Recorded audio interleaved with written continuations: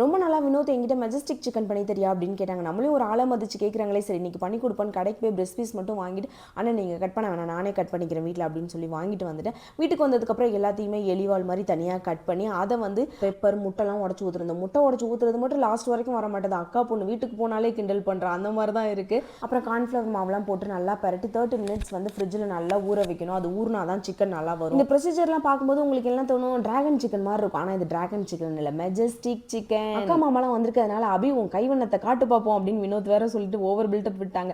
உடனே எனக்கு பண்ணும்போதெல்லாம் கொஞ்சம் பயமா இருந்துச்சு, நல்லா வந்துருமா அப்படின்னு சொல்லி. அப்புறம் சிக்கன் கிரேவி கொஞ்சம் நல்லா தான் வந்திருந்தது. இந்த டிராகன் சிக்கன் வந்து ஊற வச்சிருந்தேன் இல்லையா, அதை வந்து 30 மினிட்ஸ்க்கு அப்புறம் எடுத்து பார்க்கும்போது நல்லா ஊறிச்சு. அதுக்கப்புறம் அது நல்லா எல்லாத்தையுமே எடுத்து ஃப்ரை பண்ணிட்டு, அப்புறம் இந்த மெஜஸ்டிக் சிக்கன் பண்றதுக்கு எந்த சாஸுமே தேவையில்லை, வீட்டில் இருக்க 4 பொருளை வச்சு இந்த பண்ணிடலாம் அப்படின்னு சொன்னாங்க. நானும் அந்த வீடியோவில் சொன்ன மாதிரியே ட்ரை பண்ணியிருந்தேன்னா அல்டிமேட்டாக இருந்தது டேஸ்ட். வீட்டில் உள்ளவங்க எல்லாருமே ரொம்ப புகழ்ந்து தள்ளிட்டாதீங்க, புகழாதீங்க போதும் அப்படின்னு சொல்லிட்டு நானும் சொன்னேன். அப்புறம் நான் பண்ண சிக்கனுக்கு இன்னைக்கு ரைஸே பத்தாம போயிருச்சு.